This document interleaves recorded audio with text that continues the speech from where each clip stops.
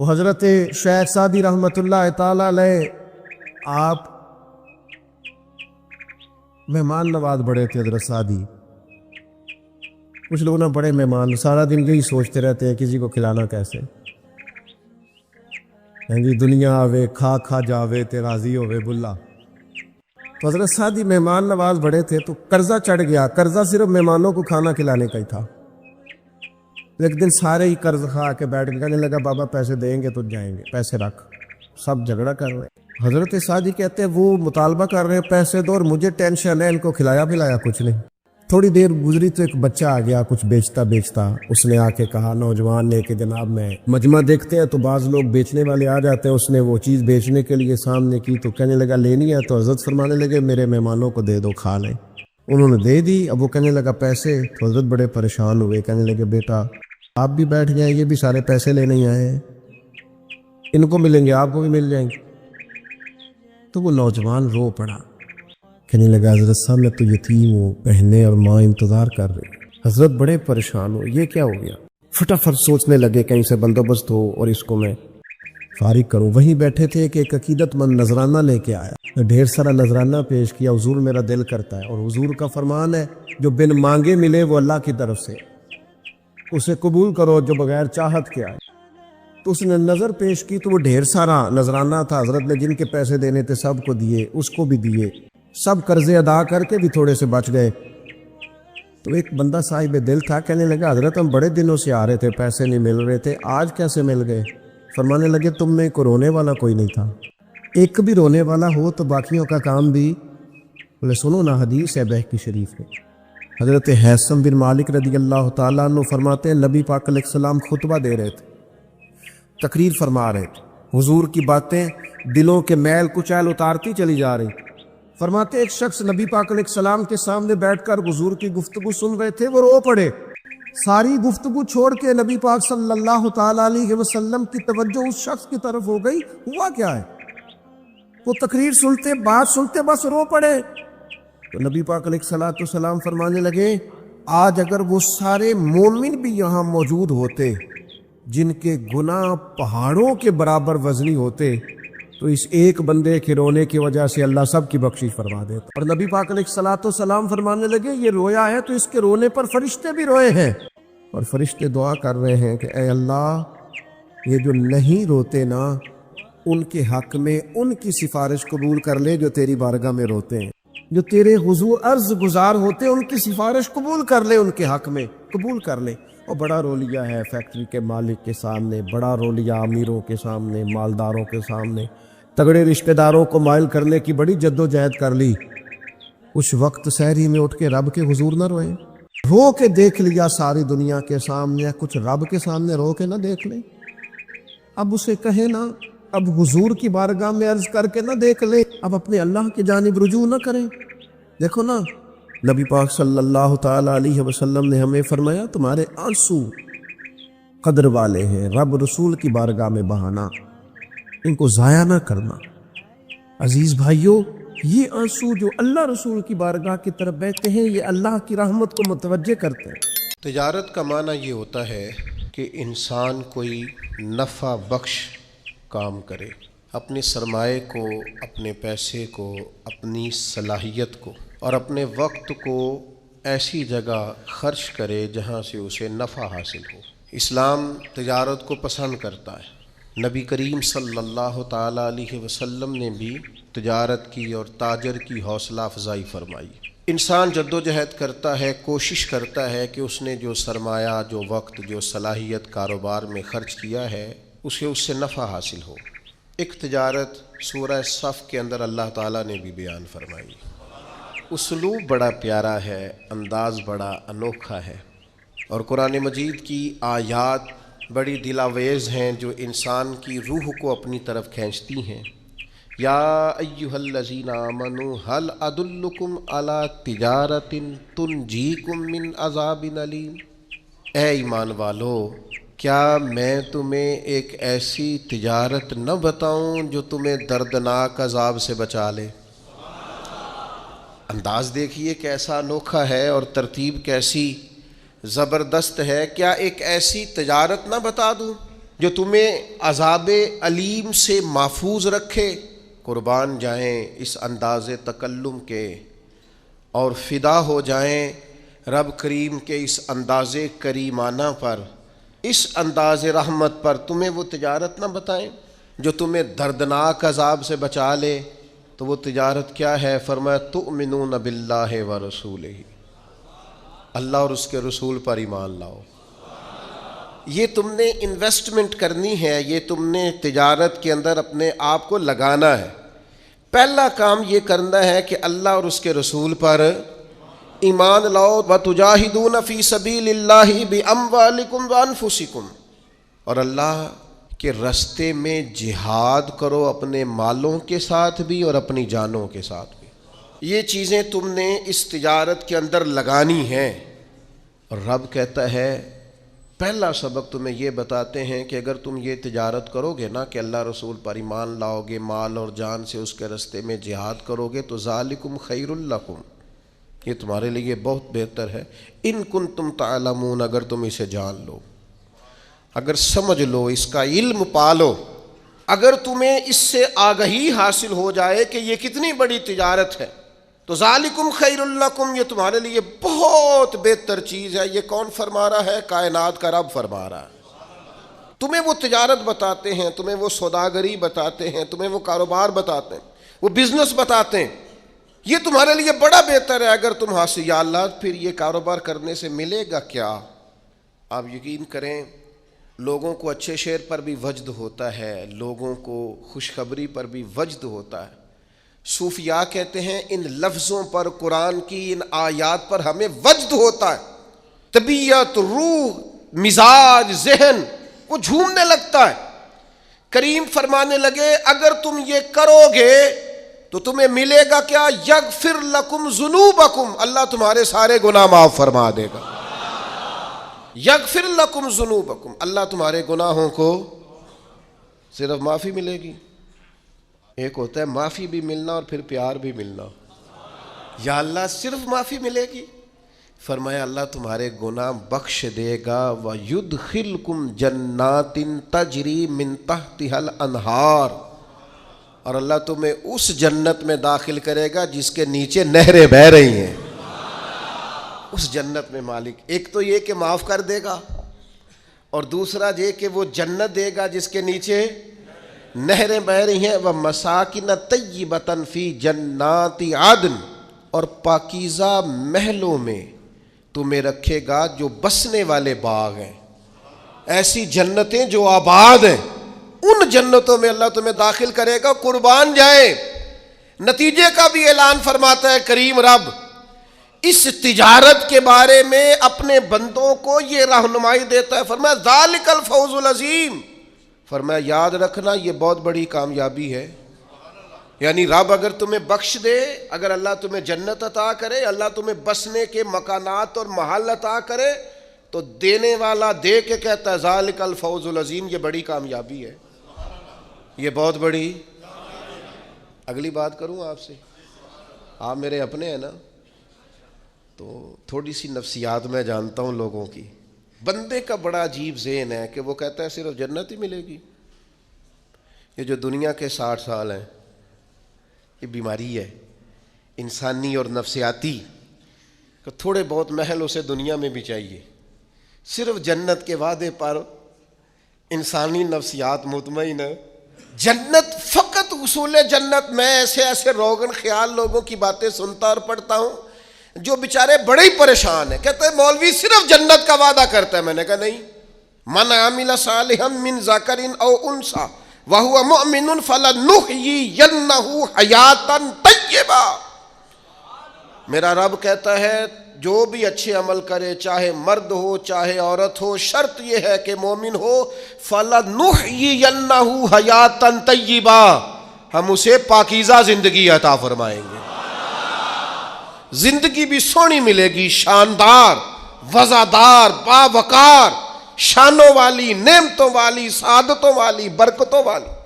شرط یہ ہے کہ مومنوں والی گزارے زندگی، شرط یہ ہے کہ ہو مومن، چاہے مرد ہو چاہے کرے اچھے عمل، زندگی بھی حیات طیبہ، نیری حیات نہیں، حیات میرا موضوع نہیں، ورنہ حیات طیبہ کے کچھ اور معنی بھی بیان کرتا، لیکن بس اتنا سمجھ لو جسے رب کہتا ہے نا حیات طیبہ، اس سے زیادہ سونی زندگی ہو کوئی نہیں سکتی، اس سے پاکیزہ وقت گزر سکتا۔ اچھا، اس آیہ کریمہ میں جنت کا وعدہ کر کے فرمایا وَأُخْرَى تُحِبُّونَهَا، اور فرمایا ایک نعمت تمہیں اللہ اور دے گا جو تمہیں بڑی پیاری ہے،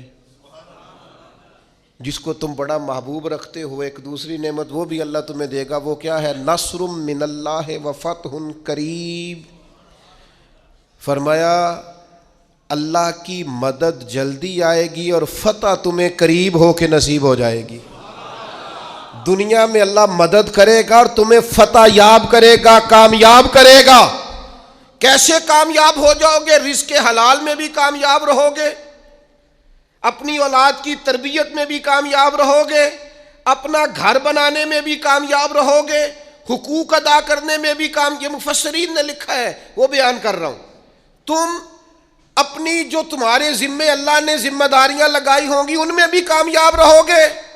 یا اللہ کریں کیا؟ فرمایا وہ والی تجارت کرو جو میں نے بتائی ہے۔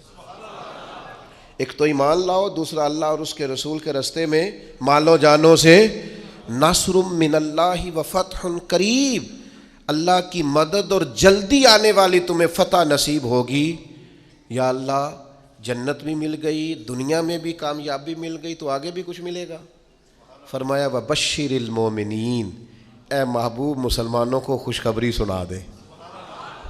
باقی جو سب سے قیمتی چیز یہاں ملی ہے وہ یہ ملی ہے کہ رب کہتا ہے اپنے نبی کی زبان سے تمہیں خوشخبریاں سناؤں گا، محبوب کی زبان نور سے خوشخبریاں۔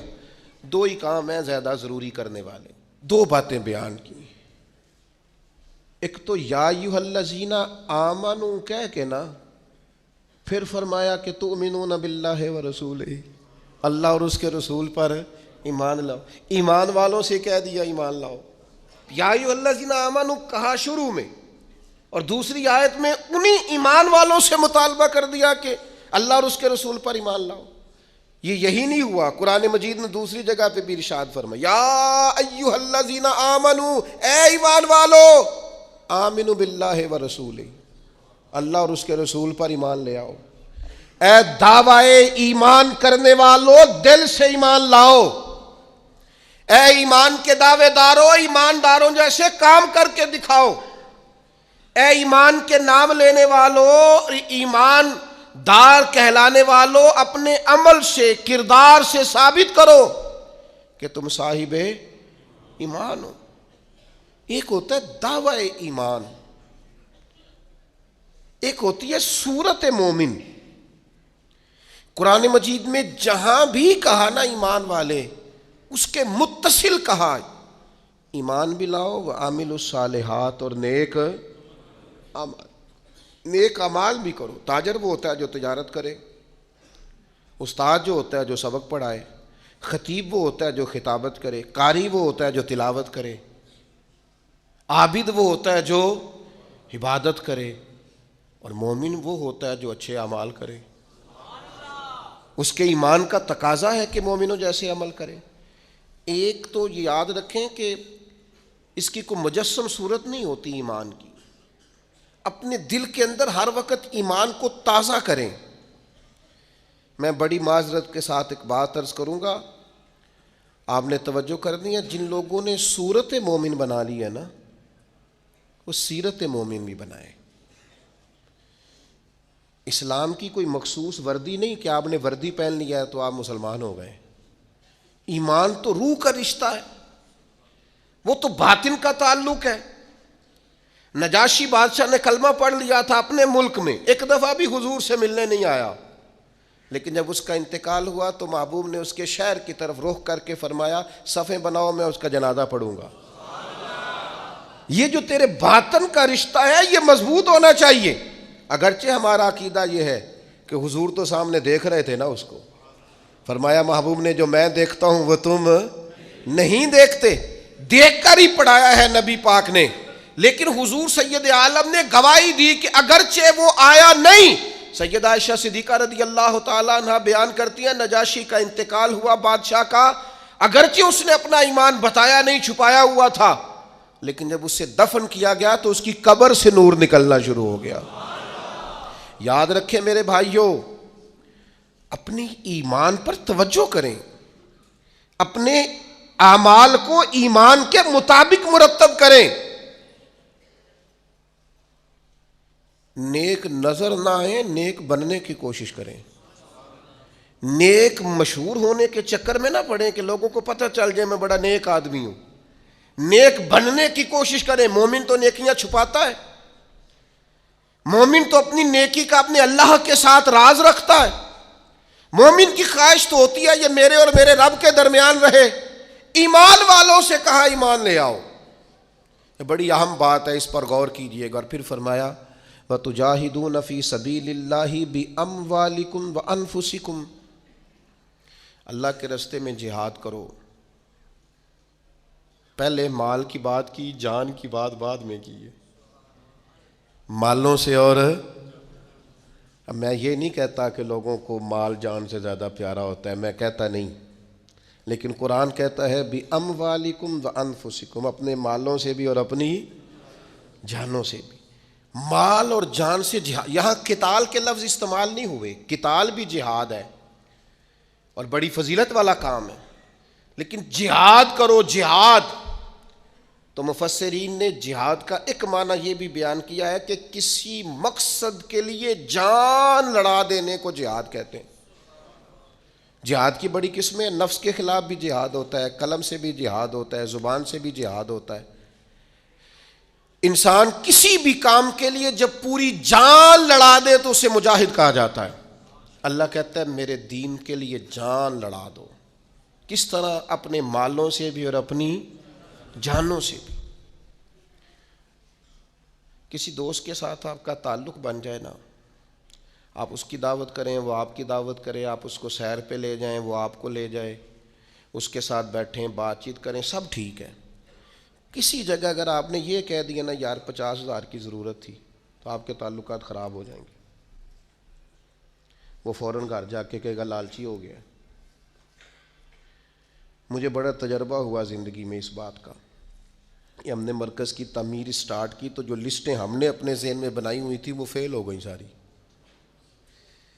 تعلقات آپ کے اتنی دیر قائم رہتے ہیں جتنی دیر آپ کسی کو کوئی مالی جانی کام آپ بتا کے دیکھیں، الجھ جاتے ہیں لوگ، پریشان ہو جاتے ہیں۔ یہ جہاد مشکل ہے لیکن یہ آسان تھا، بڑا آسان تھا۔ کن کے لیے؟ جن کے ایمان مضبوط تھے۔ یعنی حضرت صدیق اکبر تن کے کپڑے بھی اتار کے لے آئے حضور کی بارگاہ میں، ہر چیز لا کے پیش کر دی، سر پہ ٹوپی کوئی نہیں، پیروں میں جوتا کوئی نہیں، ٹاٹ کا لباس، اور کانٹے لے کے ان کے ساتھ اس ٹاٹ کے لباس کو سیا ہوا ہے، لا کے حضور کی بارگاہ میں سارا کچھ جب رکھ دیا تو حضرت جبریل امین حاضر بارگاہ ہوئے، عرض کی یا رسول اللہ، رب فرماتا ہے، رب فرماتا ہے، یعنی خدا بندے سے خود پوچھے، رب فرماتا ہے کہ ابو بکر سے پوچھ کے بتائیں اپنے رب سے راضی ہے کہ ناراض ہے۔ یہ اللہ تو جانتا ہے، لیکن یہ لوگوں کو بتانا ہے کہ بندہ مومن کی، اس امت کے پہلے درویش کی شان کس طرح کی ہے۔ حضرت صدیق اکبر رو کے عرض کرنے لگے یا رسول اللہ، میں اپنے رب سے بڑا ہی راضی ہوں، سارا کچھ دے کے قربان کر کے لٹا کے بڑا ہی راضی ہوں۔ بیان ہو کس زبان سے مرتبہ صدیق اکبر کا کہ محبوب خدا محبوب ہے صدیق اکبر کا، اور لٹایا راہ حق میں گھر کئی بار اس محبت سے، کئی بار اس محبت سے لٹایا راہ حق میں گھر کئی بار اس محبت سے کہ لٹ لٹ کر حسن گھر بن گیا صدیق اکبر کا۔ اللہ کے نام پہ نا، اللہ کے نام پہ۔ میں آپ کی خدمت میں عرض کروں، چھپی ہوئی نیکیاں بڑی قیمتی ہوتی ہیں، جن کا کسی کو پتہ نہ ہو، اصل میں وہ خزانہ ہوتا ہے۔ سچ بتانا، ہمارے پاس جو پیسہ سرمایہ ہوتا ہے اس کا کسی کو پتہ ہوتا ہے؟ بالا نے بھی پوری گل نہیں دسی دی، ان کا کسی کو پتہ نہیں ہوتا۔ تو اگر نیکی کو خزانہ سمجھتے ہو تو پھر کسی کو پتہ نہیں ہونا چاہیے۔ اور اگر آپ بتاتے کون سی چیز ہے جس کی کوئی اہمیت معاذ اللہ نہ ہو، تو نیکیاں بتاتے ہو، کیا سمجھتے ہو نیکیوں کو؟ کر کے لوگوں کے سامنے اظہار کرتے ہو، کیا تم نے سمجھا ہے عبادت کو؟ دکھاتے پھرتے ہو، اظہار کرتے ہو، لوگوں کو بتا دیتے ہو میں نے یہ کام کیا ہے۔ اس کا مزہ لینا شروع کرو۔ نیکی کا سرور ہوتا ہے، کیف ہوتی ہے، لذت ہوتی ہے نیکی کی، ایک ایمان کا ایک ذائقہ ہوتا ہے، وہ ذائقہ انسان کو آنا چاہیے، اس کا مزہ انسان کو پوری طرح، یعنی حضرت عبداللہ ابن عمر رضی اللہ تعالیٰ عنہ کے نا کچھ ملازم تھے، خدام، غلام، اس زمانے میں بڑے مہنگے غلام خریدے جاتے تھے، تو وہ غلام کیا کرتے، وہ لمبی لمبی نمازیں شروع کر دیتے، نفل پڑھنے شروع کر دیتے، جو غلام زیادہ نفل پڑھتا حضرت عبداللہ ابن عمر آزاد کر دیتے۔ اب غلاموں کو کمزوری کا پتہ چل گیا، وہ لمبے نفل پڑھتے، آپ آزاد کر دیتے۔ ایک دن آپ کا بیٹا کہنے لگا ابا جی یہ نہ آپ کے سامنے بڑے عابد بنتے ہیں، زاہد بنتے ہیں، آپ مہربان لوگ ہیں، آپ آزاد کر دیتے ہیں، بعد میں پتہ نہیں پوری 5 بھی پڑھتے ہیں کہ نہیں، دھوکہ دیتے ہیں آپ کو۔ حضرت عبداللہ ابن عمر کھل کے روئے، فرمانے لگے مجھے میرے رب کے نام پہ دھوکہ دیتے ہیں نا، میں تیار ہوں دھوکہ کھانے کو، ان سو کو روز دھوکے دیں، اس کے نام پہ دھوکہ دیتے ہیں نا، میں تیار ہوں۔ اللہ کے نام پہ دھوکہ دیتے ہیں، بسم اللہ، میں حاضر ہوں، میں تیار ہوں۔ بہت پہلے میں نے بات سنائی تھی، آج میرا دل کرتا ہے پھر سناؤں۔ حکیم الامت مفتی احمد یار خان صاحب نعیمی رحمۃ اللہ علیہ نے تفسیر نعیمی میں لکھا ہے، جب اللہ تعالیٰ نے حضرت ابراہیم علیہ السلام کو بہت سارے اونٹ دیے، بہت ساری بکریاں دیں، بہت ساری گائیں دیں، اور ساتھ کہا واتخذ اللہ ابراہیم خلیلا، ہم نے ابراہیم کو دوست بنایا ہے، تو فرشتے کہنے لگے یا اللہ جسے اتنا کچھ دیں اس نے دوست تو بننا ہی ہوتا ہے۔ فرشتوں نے کہا نا، انہوں نے پہلے بھی کہا تھا نا کہ یا اللہ یہ خون ریزیاں کریں کہ زمین میں اگر تو بنائے گا تو، فرمایا جاؤ جا کے میرے ابراہیم کا امتحان کر لو۔ فرشتہ آ گیا اور آ کے اس نے کیا کیا، وہ بیٹھ گیا، بڑی بڑی فصل تھی اس کے بیچ، اور بیٹھ کے اس نے تسبیح پڑھنی شروع کر دی، سبحان اللہ والحمد للہ لا الہ الا اللہ واللہ اکبر، اللہ کا ذکر شروع کر دیا۔ نہ علماں وچ پھسا سانو تو یار دی گل سنا سانو، وہ ذکر کر رہا ہے۔ حضرت ابراہیم علیہ السلام نے مچلتے دوڑ، ادھر دیکھو میری طرف، بندہ خود کتنا بھی ذاکر کیوں نہ ہو، کبھی کبھی کسی کے منہ سے یار کا ذکر بڑا ہی پیارا لگتا ہے۔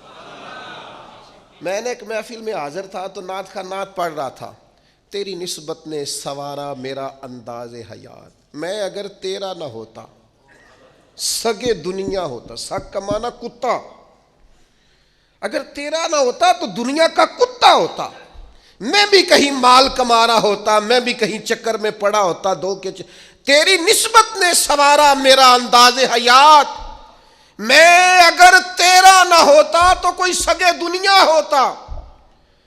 تو میری طرح کے کئی لوگ تھے جو کچھ نہیں ہیں اور اس کے نام پر بڑا کچھ ہے، تو وہ دل تھوڑا لگ سا گیا، کیفیت بن گئی، کوئی آنسو درد بن کے ٹپکنے لگے۔ میرے ساتھ ایک دوست بیٹھے تھے، میں نے ان سے کہا یار آج بڑا مزہ آیا نعت کا، وہ مینوں کہنے لگے نعت خان نے 40,000 لے آ جے، میں کہا تو جھٹ کو کھلو جانا سی، پہلے دیندے ہو پھر شکوے کر دے ہو، اور میں نے کہا ذرا ٹھہر جا، ٹھہر کے بتا، تھوڑا مزہ تو لے لینے دے، کبھی کبھی کسی کے منہ سے سننا اچھا بڑا لگتا ہے۔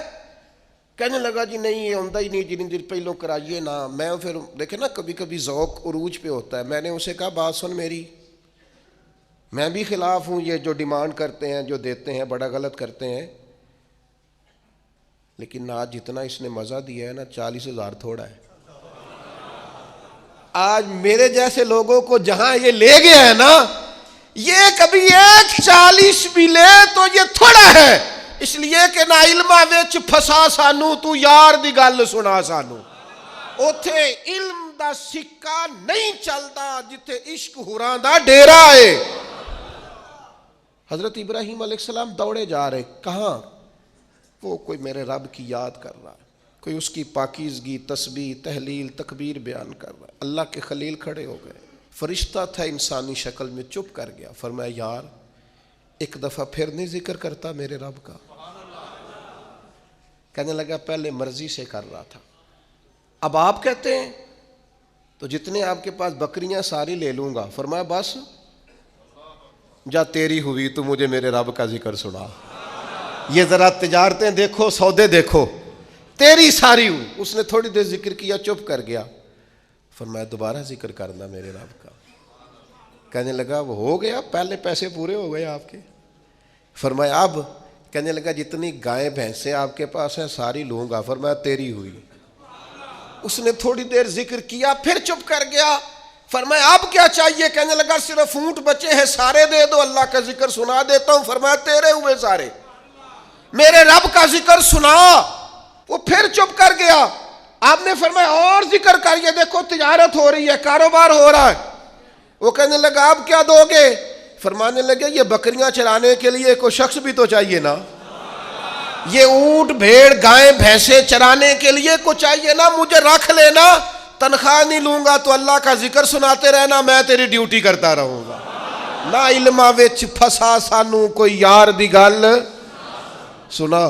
تو وہ فرشتہ اوہو تردامنی پہ شیخ ہماری نہ جائیے, ہم کبھی دامن نچوڑ دیں تو فرشتے وضو کریں.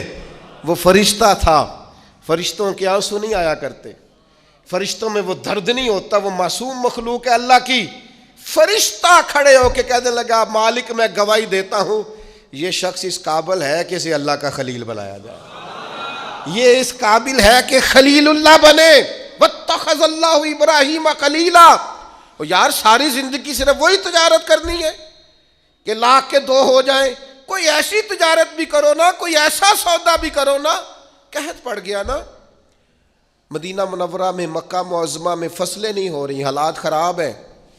اور آپ کو پتہ ہے جو چیزیں شارٹ ہو جاتی ہیں پھر ان کے دام بھی. یہ سیلاب آیا تھا تو خیمے مہنگے کر دیے تھے مسلمانوں نے, لوگوں کو خیموں کی ضرورت تھی تو خیمے. یہ کرونا آیا تھا تو مسلمانوں نے ماسک مہنگے کر دیے تھے کیونکہ مجبوری تھی نا, لوگوں نے لینے تھے. میں مسلمانوں کی بات کر رہا ہوں چونکہ یہاں قبضہ غیروں کا, حکومتوں کی میری بات نہیں کر رہا. جو چیز شارٹ ہو جاتی ہے اسے کیا کرتے ہیں, اسے مہنگی کر دیتے ہیں. قحط ہو گیا, غلہ مہنگا ہو گیا. حضرت عثمان غنی رضی اللہ تعالیٰ عنہ نے کسی ملک سے 10 اونٹ غلے کے بھرے ہوئے بوریاں لدی ہوئی منگائے. تاجر آگے کہنے لگے عثمان آپ بڑے تاجر ہیں تو اس زمانے میں آپ کا مال آ رہا ہے تجارت کا, تو آپ ہم مال نہیں دیکھتے, جو ہے نا اندر, جو جس طرح کا بھی ہے, جتنی قیمت آپ نے بتائی ہے وہ بھی آپ پر اعتبار کرتے ہیں, اس سے ڈبل لے لیں. تو عثمان غنی فرمانے لگے میں نے سودا پہلے ہی کر لیا. سیانے تاجر تھے نا, اس طرح کی بھی تجارتیں ہوتی ہیں. فرمایا میں نے سودا کر لیا ہے, مجھے تو اس سے زیادہ ملتا ہے. ایک تاجر بولا, کہنے لگا چلو 3 گنا لے لیں. آپ نے فرمایا یار میں نے تمہیں بتایا تو ہے, میرا سودا ہو گیا اور مجھے زیادہ ملا ہے. ایک نے کہا 4, ایک نے کہا 5. بالآخر کہنے لگے اس سے زیادہ تو کوئی دے ہی نہیں سکتا, ہم بھی جانتے ہیں سارے مکے کو, سارے مدینہ طیبہ کو, اتنا بڑا تاجر ہی کوئی نہیں. آپ کو کتنا مل رہا ہے؟ فرمایا 700 گنا.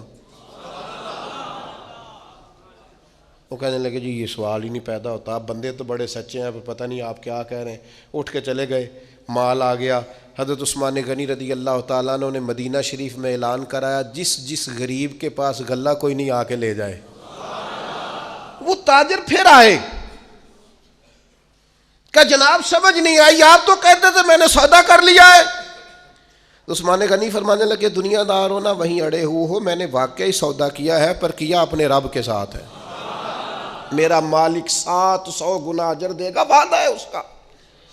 اس کے بھوکے بندوں کو, غربا کو, مساکین کو, یتیموں اسیروں کو کھلاؤں گا تو 700 گنا. ساری تجارتیں بندوں سے نہیں ہوتی, کچھ تجارتیں رب سے بھی ہوتی ہیں. کچھ سودے ایسے ہیں جو اللہ کے ساتھ ہوتے ہیں, جو رسول کائنات کے ساتھ ہوتے ہیں, لہذا ہم نے سودا کر لیا ہے, تجارت ہو گئی. یہ بڑی قیمتی تجارت ہے. وہ تاجر کہنے لگے عثمان اللہ تمہارے ایمان میں اور مضبوطی پیدا فرمائے. کیا جب لوگ ریٹ بڑھا کے چیزیں بیچ سکتے ہیں آپ نے فری کر دی ہیں, فی سبیل اللہ کر دی. دوستو کچھ تجارتیں ایسی ہیں جو اللہ کے ساتھ بھی کرو, کچھ سودے ایسے ہیں جو قیامت کے لیے بھی بچا کے رکھو. کچھ چیزوں کا آپ یقین کریں جہاں جس کا جو بھی تعلق ہے صرف دنیا کے لیے، صرف دنیا داری سیدھی کرتے ہیں۔ مرشد کے پاس ایک میں نے بات کرنی ہے، اور وہ میرے دوست بڑے مجھ سے پیار کرتے ہیں اور میں بھی بڑا ہی پیار کرتا ہوں۔ مسجد میں بیٹھا ہوں اور باوضو ہوں اور دیانتداری سے کہہ رہا ہوں مجھے اپنے سنگیوں سے بڑا ہی پیار ہے۔ لوگ کہتے ہیں پیر جھوٹے ہیں، جعلی ہیں۔ میرا کہنا یہ ہے کہ مرید بھی بڑے جعلی ہیں۔ وہ پیر صاحب سے آ کے کہتے ہیں میری دنیا داری نہیں چل رہی، کوئی دعا کر دیں۔ دنیا داری سے پیر کا کیا تعلق؟ یہ تو نے جا کے مشورہ کسی تاجر سے کر لینا تھا، پیسے کیسے کمایا جاتا ہے۔ جعلی مریدی کرتے ہو، جس سے صرف اللہ رسول کے لیے رشتہ رکھنا چاہیے تھا اس سے دنیا داری کا رشتہ رکھتے ہو،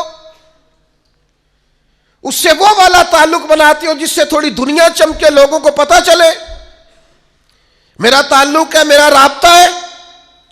حضرت سلطان باؤ رحمۃ اللہ علیہ رو کے کہنے لگے، کسی نے کہا تھا حضور بڑے مرید ہیں آپ کے، تو حضرت سلطان باؤ رو پڑے، فرمانے لگے رب دا طالب کوئی نہیں ملیا، اے جو ملے طالب زردہ ہو، یہ دنیا کے طالب ملے، دنیا کے۔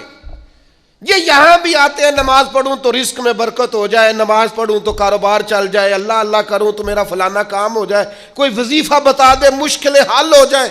او یار وہ بھی تو وظیفہ پوچھنا جس سے اللہ راضی ہو جائے، وہ بھی تو وظیفہ پوچھنا جس سے حضور کی محبت نصیب۔ رب دا طالب کوئی نہ ملیا، جو ملیا طالب زردہ ہو، سہ نفل نمازاں پڑھیاں، ظالم نفس نہ مردہ ہو، بانج فقیروں کسے نہ ماریا، اے ہوئی چور اندر دا ہو۔ خدا کے بندو کس طرح کا تعلق، کس طرح کا لینا دینا۔ میرے حضور قبلہ عالم رحمت اللہ تعالیٰ علیہ فرمایا کرتے تھے دوستو مجھے دنیا کا کام کوئی نہ بتانا، میں نے اپنے رب سے کہہ دیا ہے کہ ان کے دنیاوی مسئلے ویسے ہی حل رکھنا، انہیں مجھے کہنا ہی نہ پڑے، دنیا کے مسئلے نہ بتانا، مجھ سے اللہ رسول کی بات پوچھنا، چونکہ میں چھوٹا سا طالب علم ہوں دین کا، میں تمہیں اللہ رسول کی بات بتانا چاہتا ہوں۔ کیا کریں؟ یہ والی تجارت کرو اللہ کے ساتھ، یہ والا رشتہ بناؤ۔ ایک خاص بات اور آپ سے کرنی ہے، ایک بہت بڑی تجارت، ذہنی تجارت بھی ہے، اللہ کی رحمت کی امید کبھی نہیں چھوڑنی۔ یہ انویسٹمنٹ کرنی ہے کہ کبھی، آپ کو پتہ ہے رحمت الہی کی امید رکھنا واجب ہے، یعنی یہ ضمنی مسئلہ نہیں، یہ ضروریات دین کا مسئلہ ہے، اور یہ امید آخر تک نہیں ٹوٹنی چاہیے۔ ہر وقت رحمت کی امید رکھیں، ہر وقت کرم کی، یہ ذہن بنائیں، پھر دیکھیں اس پر نتیجے کتنے۔ امام قرطبی روایت لائے ہیں، فرماتے ہیں دو بندوں کو قیامت والے دن نہ حکم ہوگا چلو دوزخ میں، تمہارے اعمال ایسے ہیں جس پر فیصلہ جہنم کا ہے۔ دونوں بندے ہیں، ایک نے دوڑ لگا دی دوزخ کی طرف، دوڑتا جا رہا ہے تیزی سے، اور دوسرا نہ ایک قدم آگے رکھتا ہے پھر پلٹ کے پیچھے دیکھتا ہے، پھر ایک قدم آگے رکھتا ہے، فرشتے لے جا رہے ہیں، پھر پلٹ کے پیچھے دیکھتا ہے۔ دوزخ کا دروازہ آ گیا، رب کریم کی آواز رحمت آئی، انہیں واپس بلاؤ نا، دونوں کو واپس بلایا۔ سارا کچھ جاننے والا رب پوچھتا ہے، وہ جو دوڑ کے گیا تھا اسے پوچھتا ہے دوڑ کے کیوں گیا تو؟ وہ کہتا ہے مالک زندگی میں تیری مانی کوئی نہیں، سوچا چلو آج ہی مان لوں۔ اللہ کی رحمت کو جوش آیا، فرمایا اسے تو بھیجو نا جنت میں، چلو اس وقت ہی صحیح اطاعت کا جذبہ تو بیدار ہوا نا۔ دوسرے سے پوچھا بھائی تو کیوں نہیں جا رہا تھا؟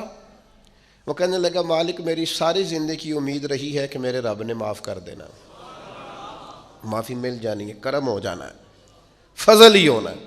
یہ جو لوگ کہتے ہیں نا جی اوہو قدم آگے رکھتا ہوں میرا پیچھے جاتا ہے، تو بھئی اللہ کا فیصلہ اگر پیچھے جانا ہے تو اس پہ خوش ہو جا، تو خدا کی رحمت پر امید تو کر، جو اللہ فیصلہ کرے گا کرم والا ہوگا۔